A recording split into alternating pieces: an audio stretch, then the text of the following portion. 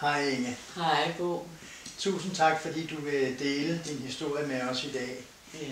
Jeg har jo kendt dig i rigtig mange år, og ved, at du har været igennem et meget langvarigt sygeforløb, som startede i sin tid med en voldsom ledegigt, og i 18 så blev du ramt af brystkræft, blev opereret, og så blev du også erklæret kræftfri, og senere så kom der Gud hjælp med en hjernetumor, som du også blev opereret for. Ja. Og det har jo givet dig en masse, ved jeg, senfølger, som man også har lidt fokus på i dag. Ja.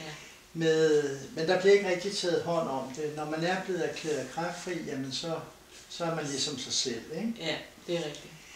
Og grunden til, at vi taler sammen i dag, det er jo, at for 2 uger siden, da jeg så talte med dig, der havde vi ikke haft kontakt i nogle uger, fordi du havde det så dårligt. Ja. Men du tog telefonen den dag, og jeg kunne høre på din stemme, at du havde det bestemt ikke godt. Nej. Og det var en onsdag, kan jeg huske meget tydeligt. Og det du så fortalte mig, det var jo, at du havde angst, og du havde uro, og du faktisk græd hele tiden. Er det rigtigt? Jo, jeg var meget, meget ked af det. Ja, det kunne jeg jo godt høre. Ja.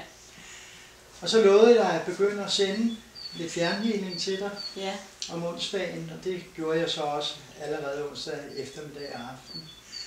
Så talte vi sammen torsdag, og der kunne jeg jo høre, at din stemme var noget bedre.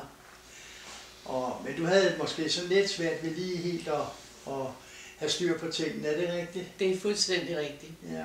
Jeg var meget sådan forvirret, og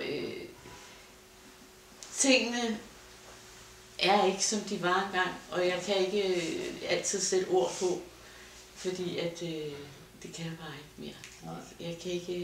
Jeg gør det så godt jeg kan. Ja. Ja. Men så skete der jo det fantastiske, jeg skal lige sige, at jeg så også arbejdede meget med dig torsdag og også fredag sådan set. Men du ringede til mig fredag eftermiddag og havde det så fantastisk. Meget bedre. Ja, og det blev jeg utrolig glad for. Det var en meget smuk oplevelse også for mig. Også for mig. Ja. Og så sås vi jo fysisk om søndagen, hvor jeg så også gav dig en håndspålæggelse. Ja. Og så var det jo helt utroligt. Nu er det jo sådan med healing, at når man er inde også omkring det fysiske, at der går nogle gange lidt tid. Kroppen skal ligesom sættes i gang med den healende proces. Og så her mandag morgen, der ringede du kunne hjælpe med til mig. Fuldstændig op at køre, at du hoppede og dansede. Det er rigtigt. Det var fantastisk. Ja, det blev jeg så glad for, ikke? Ja. Men det forløb, som jeg så det med, det var jo, at du havde faktisk en stressdepression. Du var rigtig deprimeret, er det rigtigt? Ja, det er rigtigt. Ja. Jeg kunne ikke holde op med at græde. Nej. Og jeg kunne ikke komme væk fra mine tanker. Nej. Så ja, det er rigtigt. Men jeg er glad for, at du har haft den oplevelse, og jeg er også selv meget glad for oplevelsen. Ja.